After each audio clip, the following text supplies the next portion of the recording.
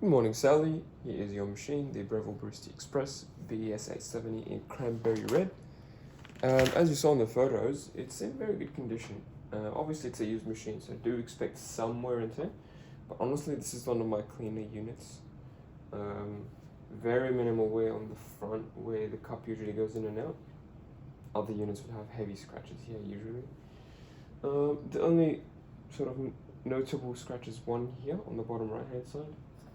And yeah, maybe like a few small ones here and there, but nothing significant. I've given it a full clean yesterday, you know, in and out, sanitizer all around the outside. I've done all the cleaning sides on the inside. I've opened it up, tested the pressure, tested all the features, calibrated the grinder, checked for leaks for steam and water. Everything is perfect, absolutely no issues at all. And yeah, in this video I'll be making my morning coffee, which is a latte. I'll tell you my entire routine, and I'll begin by warming up the machine. So I just turned it on. Usually it would take about a minute. When you press the button, it takes about 1 minute for it to reach temperature on the boiler. When you see the buttons light up, that means it's ready to make a coffee, but that doesn't mean that everything is hot. So now my portafilter is not hot, my cup is not hot. I'll warm them up by running a blank shot. So I'll press the double. That's gonna run some hot water through the machine into the cup. Warm these things up.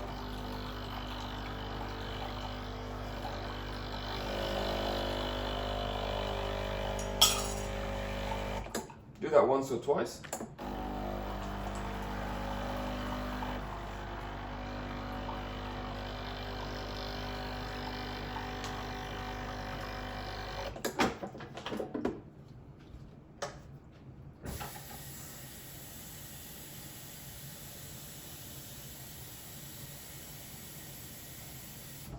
Now these components are nice and hot.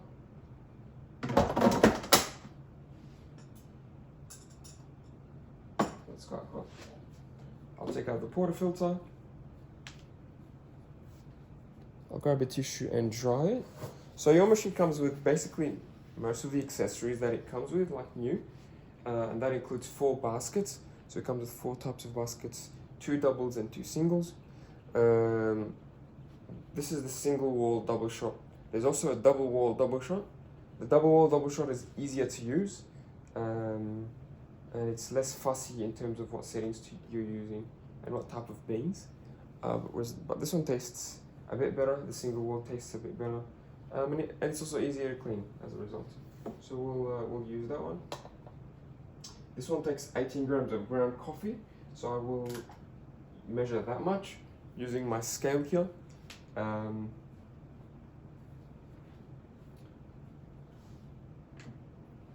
Grind size is at number 3. It's, you know, the only way to know if you have the correct grind size is to make a coffee. And I haven't made a coffee yet. I've ground some coffee last night, and I looked at the size, so 3 seems to be more or less in the range for espresso. I'm gonna start there.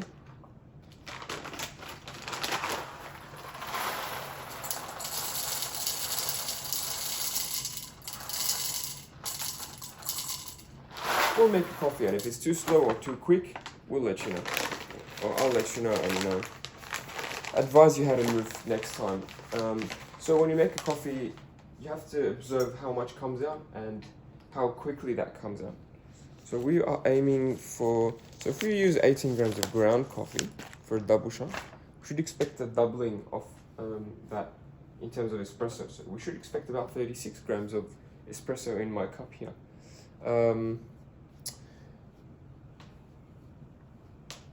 Yeah, so, and that should take about 30 seconds. If I start making coffee and my 36 grams of espresso only takes 10 or 15 seconds to come out, that's too quick. So I'll need to grind finer to slow it down. If I make coffee and my 36 grams takes a minute to come out, that's way too long, and I need to grind larger to make it go quicker. Think of the grind size as like a speed. It'll control. Larger size will give you quicker speed of brew. And you also get a difference in the pressure. You know, if you're grinding really fine and the machine is struggling, it'll get really high pressure. Whereas if it's easy for the water to go through and a large grind size and a quick flow speed, the flow will be low. And hopefully that's not too confusing to you. What I'll do is I'll set up the machine, and once you get it, just use it as is. Not much thinking to do. The only thing is that different beans may have different settings, so I'll use them with my beans. I'm using the smooth Harris beans. Like not the best beans in the world, but I was in the supermarket the other day and I was like, let's try them. The best beans to use are the freshly roasted ones from any local roaster, roasted within 1 week. So you would get them in small batches, fresh. Whereas the ones at the supermarket usually are larger, like a kilo, and they're usually a bit older, so not as fresh by the time they hit the supermarket shelves. Anyway, we'll make coffee. Now my scale turned off, I was talking for so long. Yeah, so 18 grams, grind size 3. I'll keep the grind amount on 12 o'clock. You can select the grind double the amount, which is a double shot. I like to do it single twice. That way it's less messy, you can check it halfway, you can reduce the spill. Just gonna get rid of the old coffee. There we go.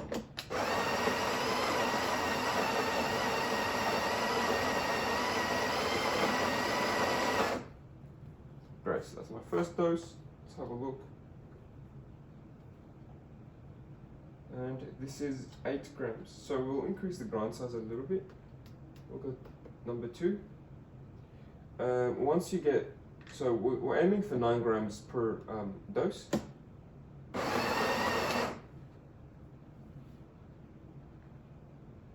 That's 9 grams exactly. Once you have 9 grams, lightly press it with a tamper to make way for the next batch. This looks good.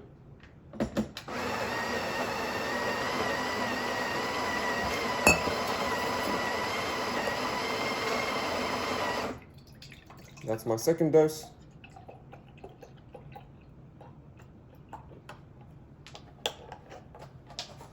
Let's have a look.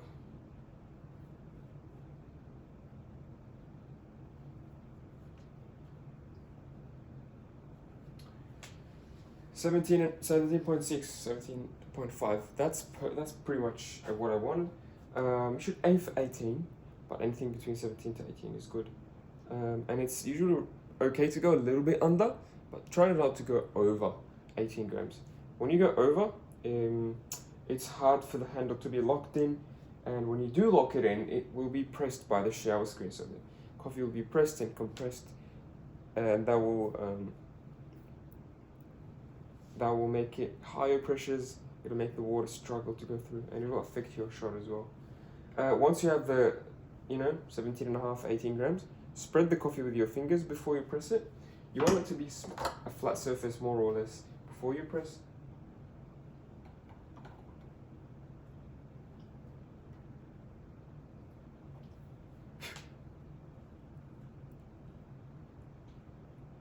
There we go. This is what it looks like. Pretty good. Make sure the surface is nice and smooth. Make sure it's flat all around. If you don't have a scale, or if you're in a hurry, you can look at the depth of the tamper. So I have a scale, I can measure it's 17.5 grams. But if you don't have one, just look at how far the tamper goes. It should, the silver part should disappear. And that's what happens here. That's the correct amount of coffee. If you grind too much coffee and you have more than 18 grams, you'll notice that the tamper stays up here and it doesn't go any deeper, even if you press it. In my case, it's pretty good. You want to also clean the edges. Lock it in. Should go in the middle, maybe a bit more to the right. The middle is okay, I don't think it will slip, but if you ever notice it sliding to the left and slipping, maybe just tighten it a bit more. Gonna get rid of this hot water. If you like to add flavorings or sugar to your coffee, do that now before you brew the espresso.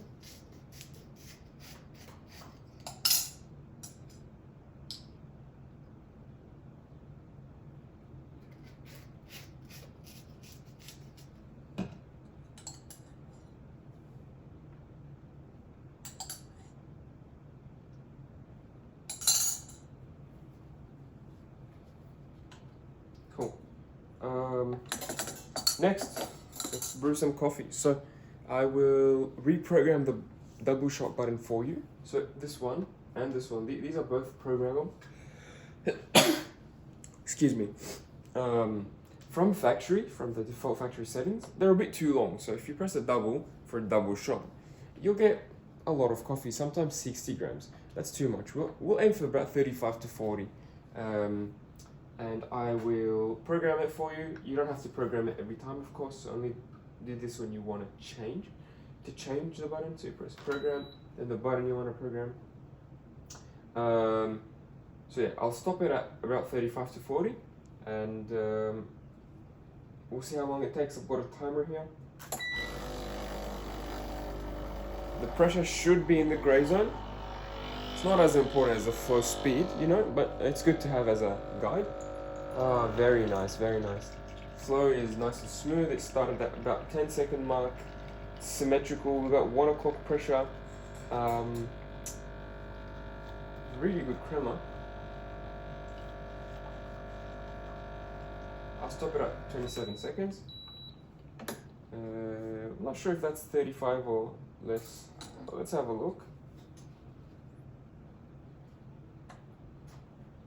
That's 40 grams.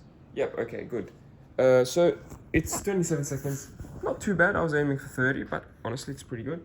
Sorry about the mess. This is 40 grams, 41. This is what it looks like. You know, I was eyeballing it. Some people put this scale on the machine and measure it that way.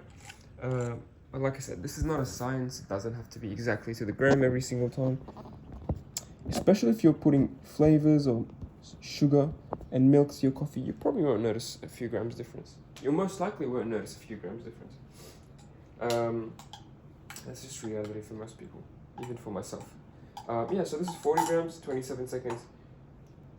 Not bad at all. I would maybe grind one number finer and try again if I was, you know, nitpicking. So if you grind at number 2 instead of number 3, you would get, in 30 seconds, maybe you'd get 38 or 40 instead of what would have happened if we left it at 30 seconds. Now next time you press the button, you'll get similar amount of coffee, hopefully. But I won't do this again, and there's no real benefit to doing this again and being very exact, because you'll get different beans. You'll get a slightly different age of bean, different brand, different roast level perhaps, and different freshness. So if I set it up to an exact millimeter setting, you'll make coffee and you'll get different results. So I'll let you do the rest. I'll let you, once you get the machine, use the settings as is. Grind size 3, amount at 2 o'clock, do the single grinding twice, tamp it nice and firm, press the double button and see how much you get. If you get similar amount of coffee, then great. But like I said, if it's flowing too quick, grind one number finer maybe. If it's flowing too slowly, grind one number larger and try again. Try to change the grind size by 1 or 2 max, not more than 1 or 2 numbers at the same time. And avoid going all the way to the edges. So avoid going all the way under 1, like it goes all the way to 0 on the grind size. And avoid, you know, jumping to 15. That'll be too large and you won't get much pressure. Anyway, that's a lot of talking. Let's clean up. You know, let's turn on the steam and what? No, actually, let's clean up first and then do the steaming. Knocks off very easy, right off. Do a flush so to clean the shell screen and the port filter. So press one of the buttons. So that's like a 2-in-1 procedure. Some people take the port filter all the way to the sink and clean it up there. I think it's easier to clean it up here.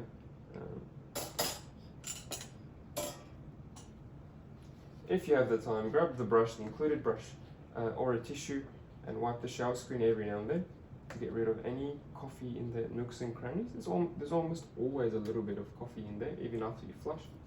So it's good to clean. Once that's done, it's nice and happy. Turn on the steam. It'll take about 15 seconds for it to start steaming. Once you hear the pump start to pulsate, that's usually about full pressure. Try to keep the machine nice and dry.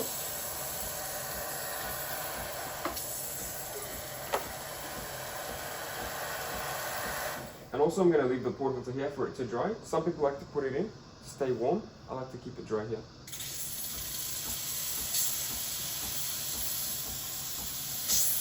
Here's the milk jug. In terms of the technique, just put it at an angle. Keep the tip of the wand close to the surface for the first 10 seconds or so. I'm turning it on and off, because once you turn it off for more than 5 seconds, it'll go back to espresso mode and cool down the boiler. We don't want that. And I want you to hear me. So I'll turn it on now.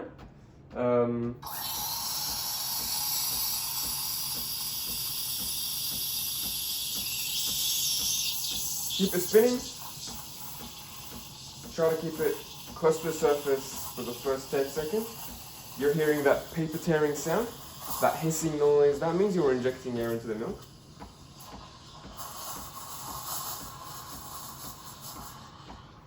And then once that's done, you can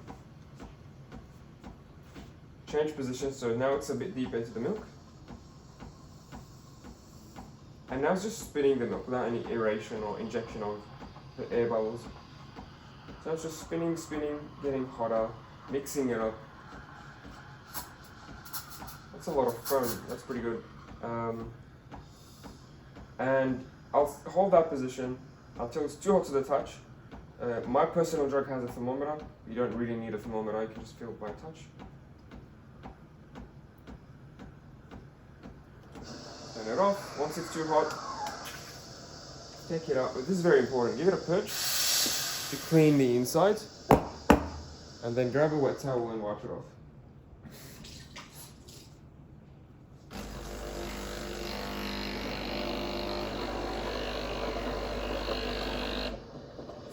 If you don't clean the inside with that purge that I did, this hole on the milk jar, on the milk wand will get clogged with milk, and next time you come and turn it on, it won't give you any steam. You have to use the included tool, and you have to use a little needle to clean off the hole, and that's not good. It's a waste of time, and it's also puts a lot of pressure on the steam lines.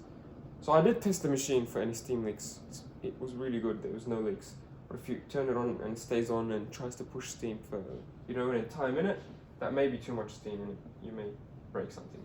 But anyway, that's why I usually recommend prevention better than cure. So just do the cleaning when you can, purge it when you can, purge it every time, and clean off the outside as well. So the outside, obviously it's metal, it gets really hot, and the milk will stick on there forever basically if you don't wipe it off. So the sooner the better.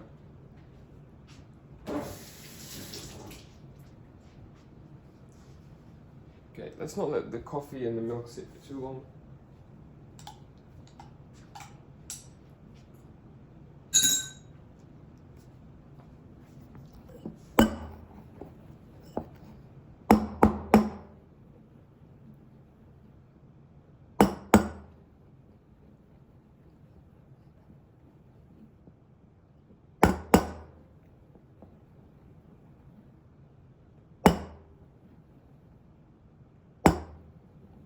Okay, sorry.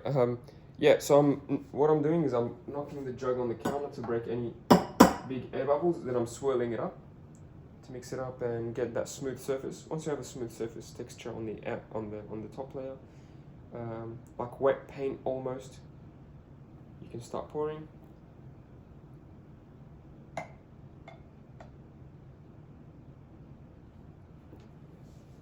Got a cute little heart. You can do very good latte art with this machine if you do some practice. I'm not a barista and I usually just do coffees for the taste and not for the looks, but I'm usually surprised with if I get a little heart or a tulip or something not very fancy. Yeah, here's my latte. Looks really good. Looking forward to having it. I'm sure you can do even better coffees. Thanks for watching. I hope this helped. If you have any questions or concerns, please don't hesitate. I'm more than happy to help if you have any. Yeah, I'll see you soon. Hope you enjoy. Thanks.